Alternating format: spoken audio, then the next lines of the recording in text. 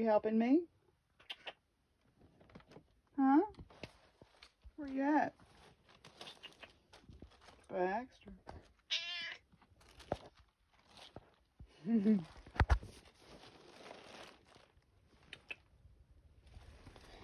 You're a big help. Not really, but you think you are. Good morning. It is Tuesday. Well, yeah, Tuesday. 14th, December 14th. Is that right? Yeah. Because I have a tattoo appointment on the 16th, which is Thursday. I lose track of time when I'm not at work. Thank you to everybody who sent messages about Matilda. I appreciate that. Yesterday was a tough day. Today is okay so far. I am still working in my craft room. I have finished this closet almost. I've still got a little bit of stuff to put up there. I'm going to move my Long John Silver's cup, which is about probably 30 years old. Eventually, but I've pretty well finished that up. I am making my way around the room. I'm getting into the corner that's going to take some time though, because it's the nitpicky stuff that I've got to go through a little bit at the time. But I thought I would share with you a couple of things. First of all, I found a couple of my mom's cross-stitch books. I found several of her patterns that I remember her making, but I found a couple of her books. Teeny Tiny Christmas, which has got, was the first place I saw a bell pull. And in fact, I think I made, or she made one of these. Let me see here. I recognize it from the cover. Let me see if I can find the pattern for it. There's no finished object pictures other than what's on the front cover, but I'll just flash it up quick if I can find it. Huh. That's odd. I can't find the pattern. Anyway, it's got a bunch of little ornaments on it, and it's got a bunch of little angel motifs, like a Noel bell pull, and one that says Merry Christmas. But anyway, so I found that one. And then the other one is Christmas Potpourri. Okay, Christmas Potpourri. These are both probably circa early 80s. I don't recognize as many of these. She might not have got around to making a lot of these, because I don't recognize a lot of them. What she did was she did the stuff out of little things that count, and she sold them at a craft fair. And maybe she's got these numbered, but I don't remember her ever making a lot of these. So, oh yeah. Yeah, I don't think she made a lot of these ones. But anyway, so they're just little small motifs that you can make into ornaments. So I'm going to show you something that I made now. So this is a quilt that I made. This is, and I'll turn the camera around so you can see. This is a quilt that I made. It's a scrap quilt. And I don't remember where I found the pattern. I want to say I found it in like a Progressive Farmer, but I can't find it again. I was looking for it one day and I've never been able to find it again. But what I did do is I went to the quilt shop and I got, and this was the block was all that was in there, but the layout of this was my idea. And what I did was I've got the sun in this corner and I've got the moon in this corner. And if you look at the background on the barns, it goes from light to dark, except for the sun, which I put on that really dark fabric.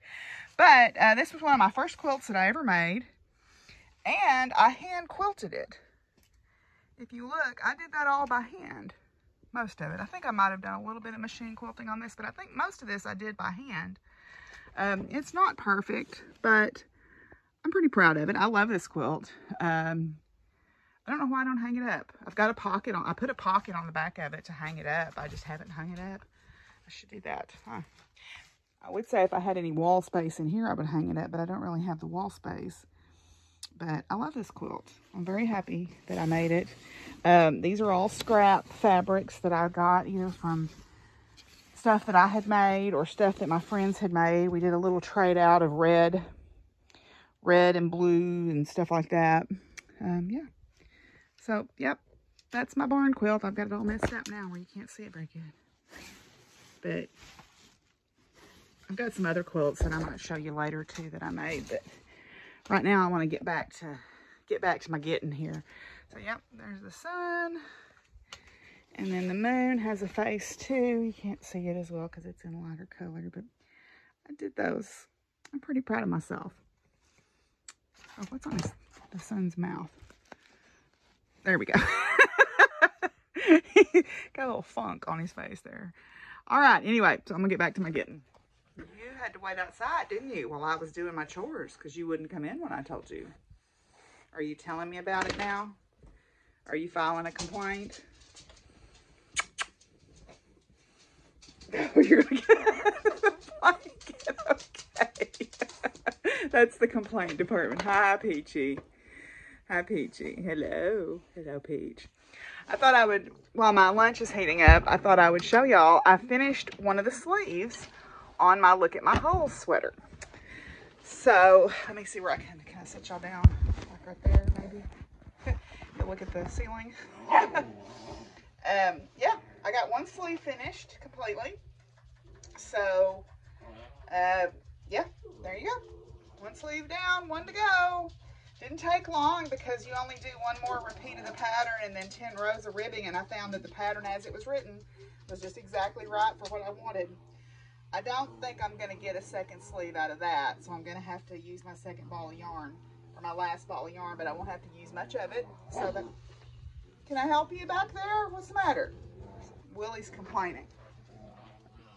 Willie, she's not trying to take your toy. My goodness. He acts like somebody's trying to take his toy. Peachy doesn't not have any interest in your toy. None whatsoever. Oh, okay. Are you okay? Okay. I love you too. I love you too. Okay, so I'm heating up some lunch. I've already done my outside chores. Timed it just exactly wrong with the rain. So I'm going to put some dry clothes on too. But anyway, so I will check in back with y'all in a little while. Fizzy, don't bother Luna. She's taking a nap. Good girl. Fizzy. You're going to make her mad. You're rotten as can be. Oh. See, she's giving it back to you now because you bugged her. Here you are again. What?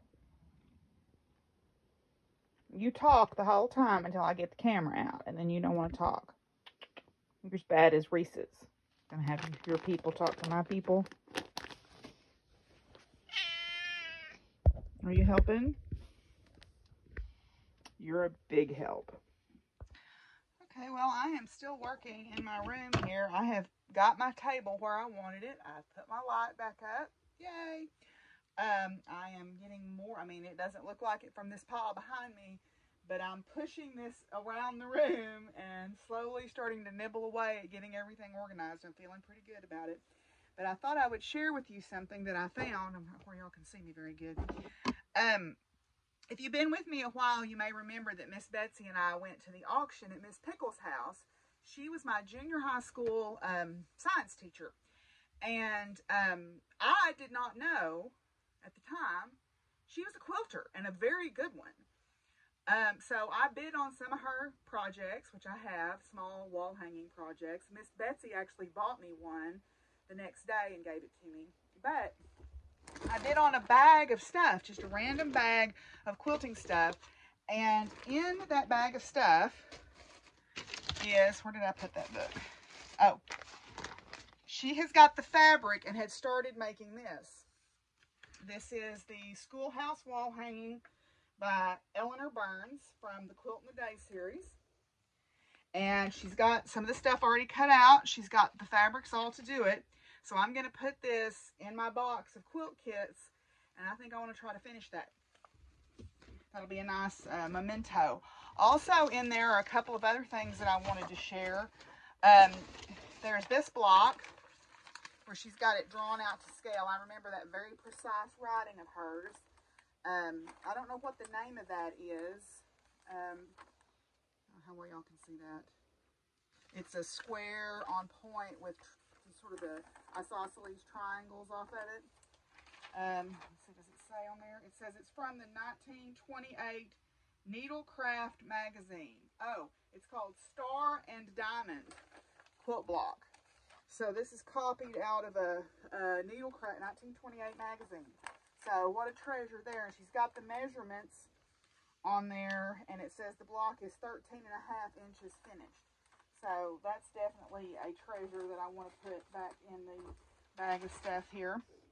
The other thing that I thought was interesting is she's got a pattern for a mariner's compass, and then she's also got the foundation sheets to do a mariner's compass, because mariner's compass is a pretty complicated block. Trust, I've never tried to make one. They look too intimidating, but she's got the foundation piecing sheets for that too. So I thought I would share those little mementos of Miss Pickle to you, and in it I found a correspondence that she had with someone. They were showing her this new ruler. It's called the Shortcut. I have one of these, actually, I think. I don't know if I've got this particular one. I think I do. Or a version of it where you cut strips. And the note in it, they're talking about, it says, Shirley, Miss Pickle, Willa said that she told you about the Shortcut, so I thought you might like to see how it works. I used it for the first time yesterday, and I think it's great. I am cutting sashing strips for the 1996 block a month quilt and piecing together two for 1997. Wonder if I'll ever get them quilted. Take care, Martha. I suspect this was the Martha that worked at the school also, because Miss Pickle worked at the school. So, nice little piece of history there that I thought I would share with you. Something else I wanted to share with you, and I had forgot she'd sent me these. I've talked about my friend Diana LaFerry before, but she was when she was doing some of her fabric designing, she also designed embroidery transfers. So she sent me 2 packets of her embroidery transfers. I guess that means I need to embroider some towels or something. So this one is Hoot Owls. I love her logo there too. Look at that, great.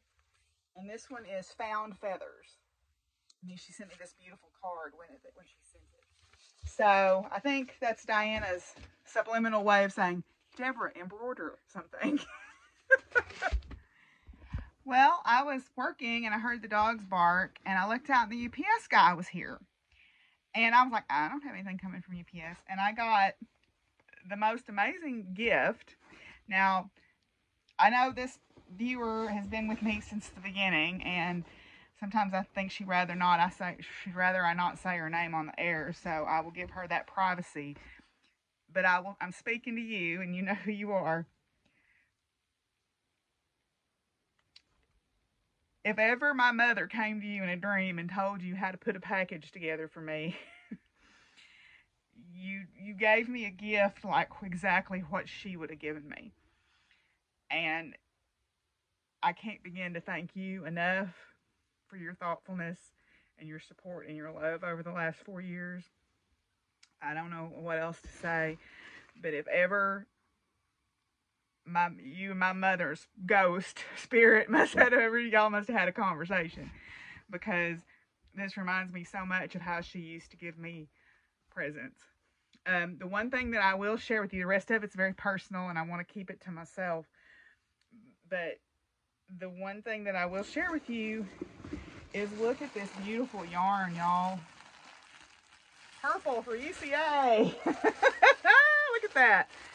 That looks like enough to make me a sweater out of, and I believe that that's what it's going to be. And I think that sooner rather than later, there's 2 of these darker purples, and then there's a medium purple and a light purple. So this is going to be a purple sweater for me.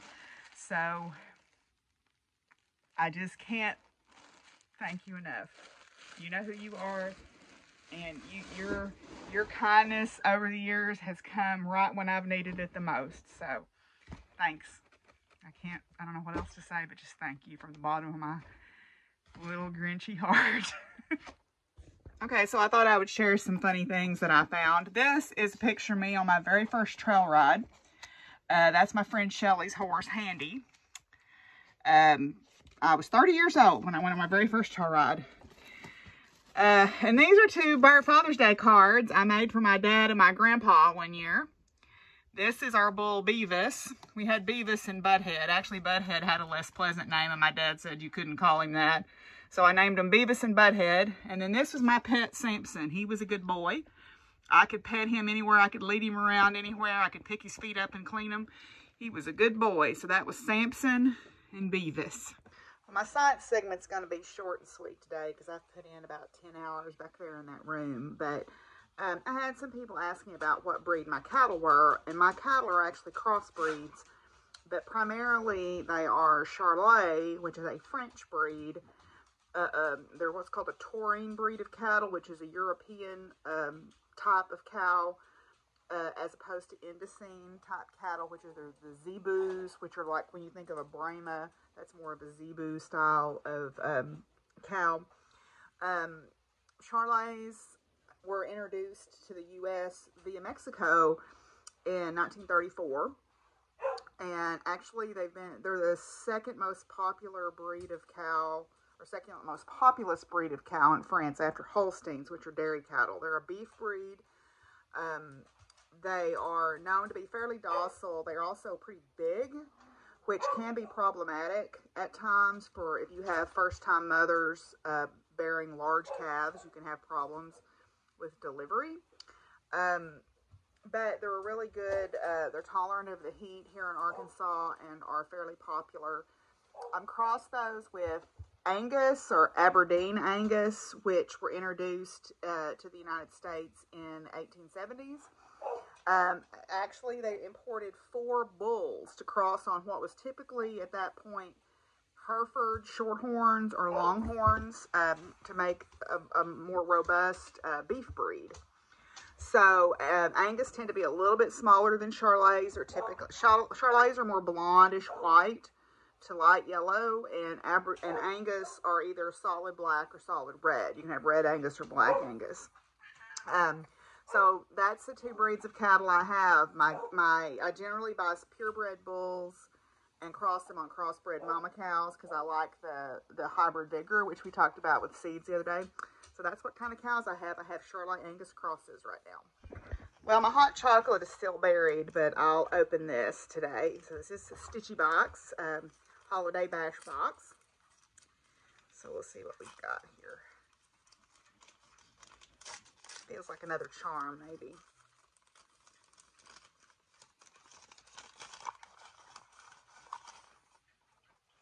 Oh, no, it's beads. Today it's beads. It's some nice copper-colored beads. These are freshwater pearls. Cool. Satin sand is the color. And let's see what it says. It says, add some fancy to your stitching with these gold-toned freshwater pearls. Great for embellishing a fancy Christmas tree. Well, they look more copper colored to me, which I actually prefer to gold. So, okay, great. Well, that's where I'm going to end it for today. It's been a good day. I've spent most all day back in the, other than doing chores, back in the sewing room, but I am definitely making progress. It's going to take me, you know, I knew it was going to take a week or better. I'm 3 days in, 3.5 days in, because I guess I started half a day. And so, yeah, but I'm making progress. I've thrown out 3 big bags of trash. I've got 2 big bags of fabric scraps from my friend that's the scrap quilter. I've got 2 bags of stuff to donate, and I'm going to put some stuff aside for podcast prizes and for having a craft swap when I go to Mystic South with my friends. So I think that's where I'm going to end it today. So I'll see y'all tomorrow. Bye.